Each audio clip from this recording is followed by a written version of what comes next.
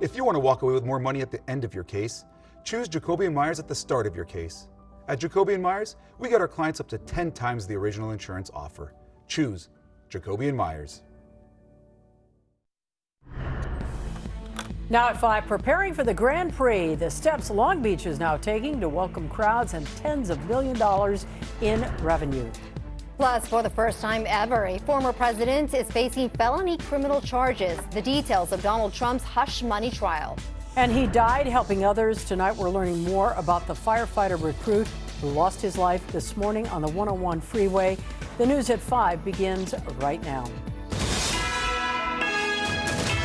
This is NBC4 News at 5. So we begin at 5 today with the story of that firefighter recruit. He was killed in Studio City this morning after helping victims of a car crash. Good evening, everyone. I'm Colleen Williams. And I'm Annabelle Sedano. He's been identified as Jacob Forte. He was 22 years old and the son of a firefighter.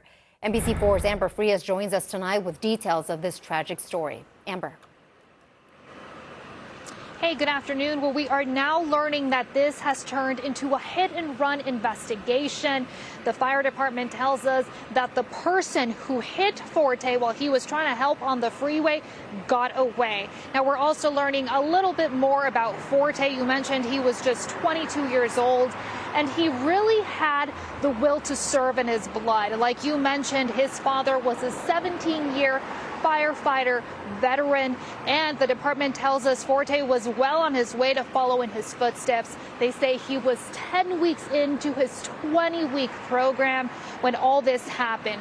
Now, they say this morning Forte was on his way to a drill station when he stopped on the 101 freeway near Violent around 5 a.m. in Studio City to help people who had been injured in a crash. He was then hit by another car and killed.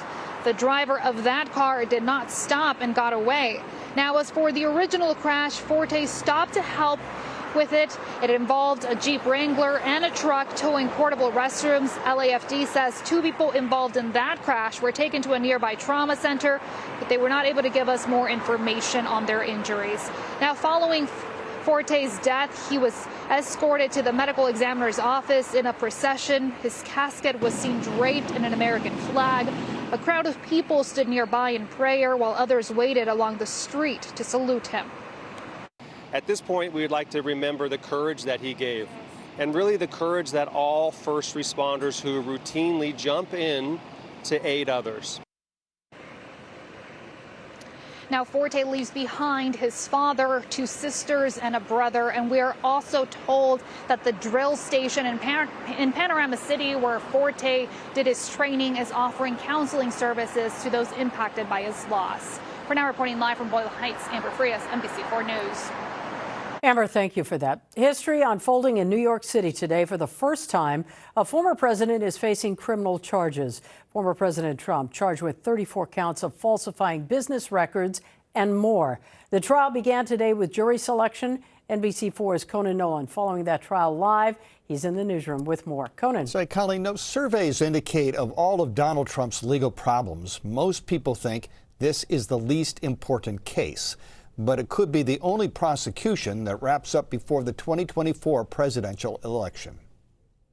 Another courtroom defense table, another milestone for the 45th president of the United States. For the first time, a former president faces felony criminal charges, which again, Donald Trump has claimed are simply designed to upend his campaign for a second term. It's a scam. It's a political witch hunt, and we're not going to be given a fair trial. It's a very, very sad thing. Prosecutors in New York allege the former president purposely obscured business records to cover up a $130,000 payment that Mr. Trump's then attorney Michael Cohen made to adult film star Stormy Daniels. The transaction coming just months before the 2016 presidential election. Trump is not above the law. there were anti-Trump protesters outside the courthouse, along with supporters of the former president. While inside, the discussion was over evidence. Judge Juan Marchand ruling the infamous Access Hollywood tape with Trump discussing grabbing women by their genitals won't be played in court, but prosecutors can use a portion of the transcript. Former Playboy model Karen McDougal